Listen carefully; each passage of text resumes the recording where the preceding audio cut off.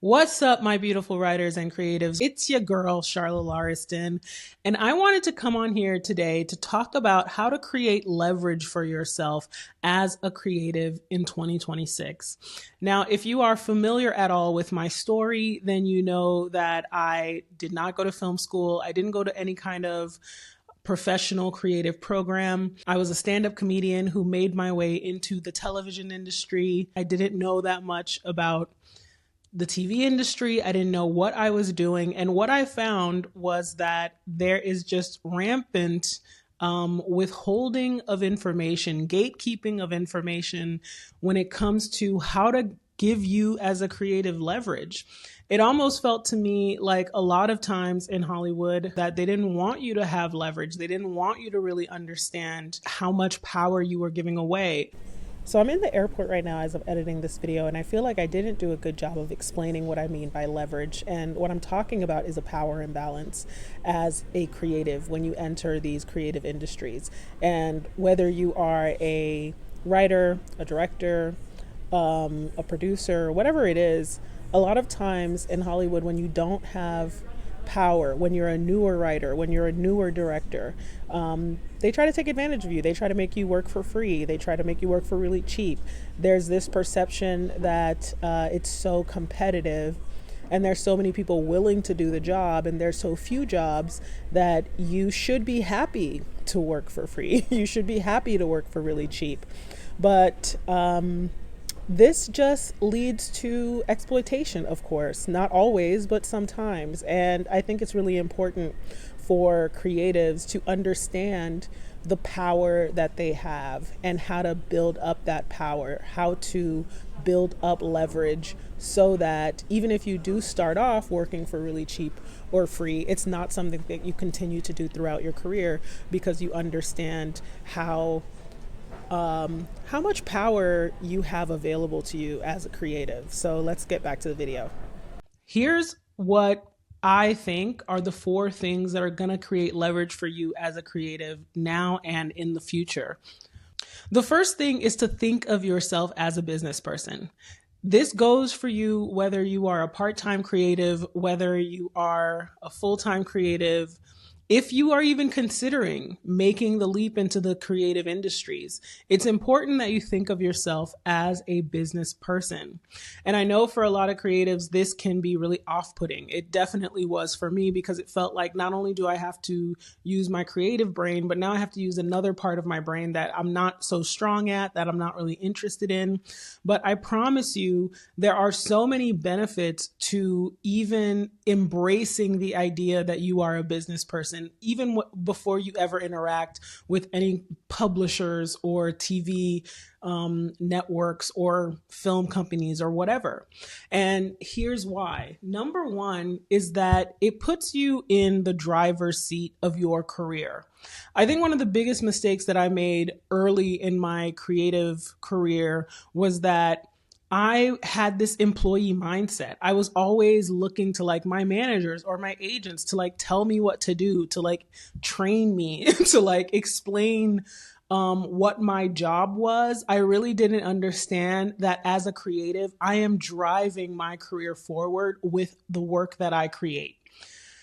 It might be a simple concept, but it just was something that I didn't understand because I'd always been in 9-to-5s. I'd always been told what to do, and it never really clicked to me. It wasn't clocking to me that I was the one who was in charge of my creative future, that my work was what was driving my career forward, and that I should be led by my creative impulses instead of waiting for an agent or a manager to tell me what to do.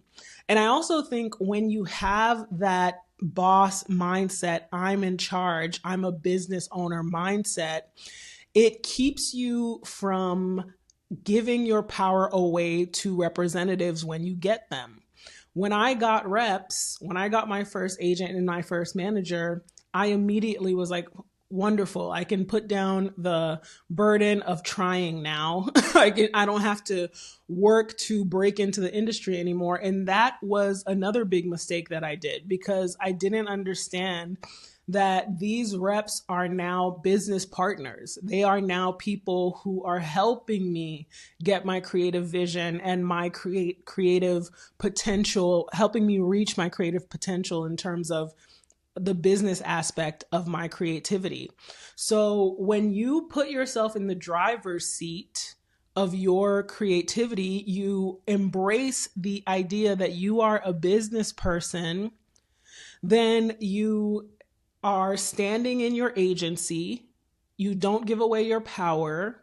You consider yourself a colleague to the producers, to the agents, to the managers, instead of something lower, instead of someone who needs permission, instead of someone who is waiting for anything, because ultimately the only thing you're waiting for are yeses and nos, but you never have to wait to give yourself permission to express yourself creatively in any particular way. The next important part of embracing the idea that you are a business owner is managing your finances. I can't tell you how much leverage having balanced finances is going to give you as a creative. When you balance your finances, when you have basic personal finance knowledge, then you don't have that feast or famine. You don't have that survivalist mindset. You're not in survival mode. One of the things that led me to burning out in my creative career as a screenwriter was that I was always in survival mode because I grew up broke. I just did not grow up with financial knowledge. I didn't grow up understanding how to budget, how to save, how to pay off debt, the importance of paying off debt, the ways that paying off your debt give you financial freedom.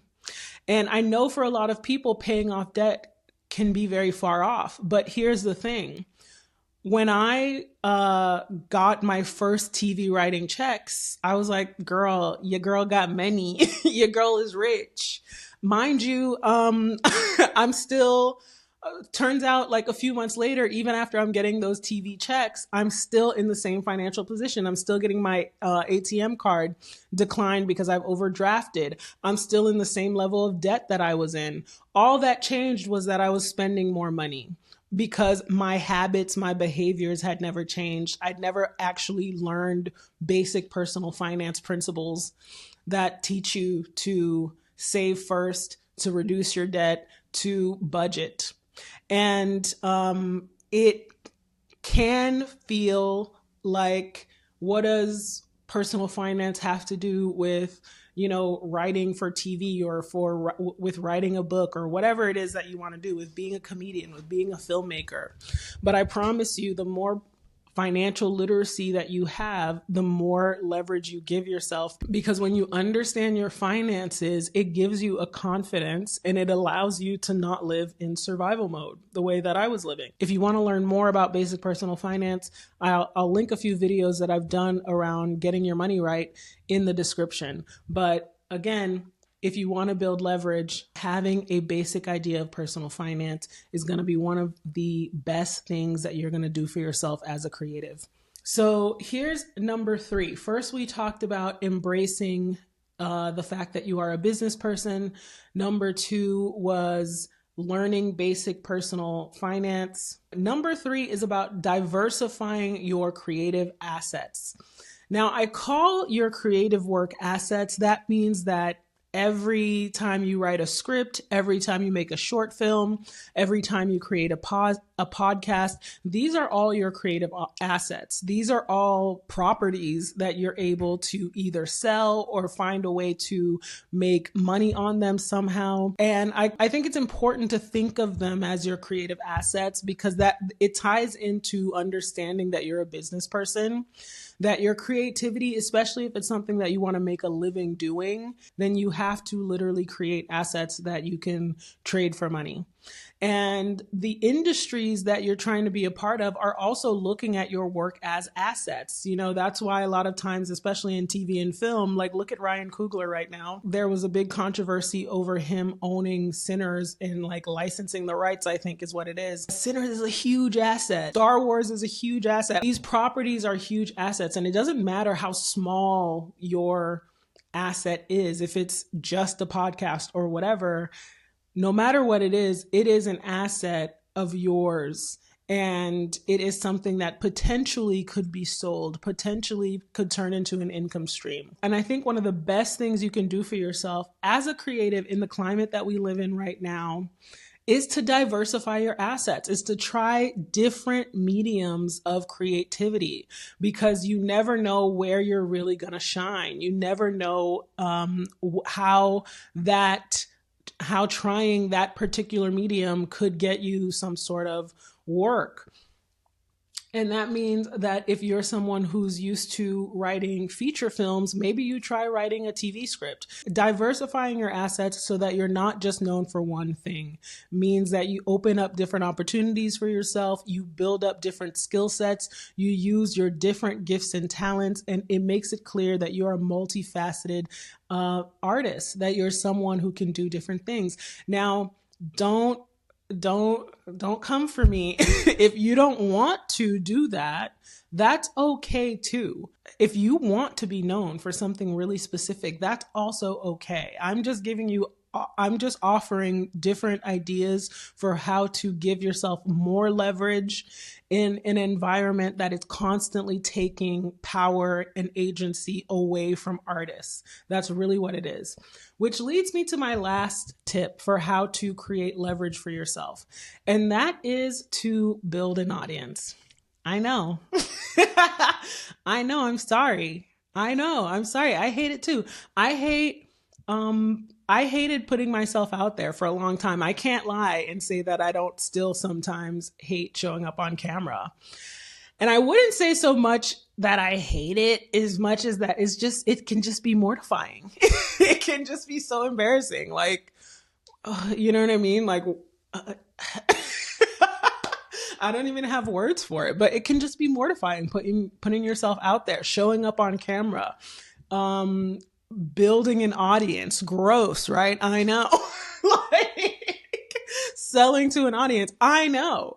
But I will say that I can't think of more leverage right now than building your own audience. I literally can't think of a better way to create opportunities for yourself and to exit survival mode, I guess, than to create leverage, than to create your own audience.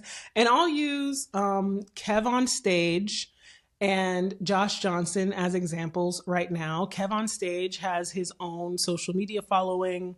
He sells, to Tubi. He does actual selling to the industry. You have Josh Johnson, who is on The Daily Show, but has a huge YouTube and social media following and a thriving touring comedy career. So it is just the times that we are in. We are just in times right now where you better have your own audience if you want leverage. Again, this is if you want leverage. If you don't want to have to worry about, am I ever going to sell another script? Am I ever going to get staffed on another TV show? Am I ever going to book another role? Blah, blah, blah, blah, blah. When you create leverage for yourself, yes, it is difficult. Yes, it takes time. Yes, it takes effort. But you are a business person and our industries are changing. The world is changing. And that means that we have to adapt. And first and foremost, when it comes to adapting, I think an important thing to do is to think about what you really value, what is really important to you. What do you want? What do you want your career to look like? How much work are you willing to do? How much work do you have? How much energy do you have available to you to contribute to building this kind of career, if that's what you want? The last thing that I will say about putting yourself out there and creating a following is that even though it can be mortifying, or it has been for the most part for me, because I can be a very shy person, and who I don't know any creative who just loves putting themselves out there, but it has been a really powerful transformational process for me. It has forced me to face my fear of being out in front. It has forced me to be really clear about what I want and what I value. And what I recognize about what I value is that I really value being able to create for a living. I really value being able to share my perspectives and what I've learned with you. And that requires that I overcome my fear of looking dumb, of sounding stupid, of nobody caring, in order to show up every time. And I promise you, every time you show up, it gets better. And the good news is that if you change your mind, if you decide that being out in front of people and building an audience is not for you, that's okay. And that's just something that you'll have to navigate around if you want to create leverage for yourself in your creative career. Time and time again, it's shown over and over with examples like Josh Johnson, like Kev on Stage, like people I can't bring to mind right now, that when you have a social media following, when you have a public resume with your work, and people know your voice, they know your face, you create a tremendous amount of leverage for yourself when it comes to selling projects, when it comes to commanding a certain rate. It's just unavoidable at this point. So if you want to continue to work in the creative field, again, it depends on what you want and what you want your career to be like. Being in front of the camera, building an audience is important. I hope that this was helpful to you. Until next time, get out there, get to work.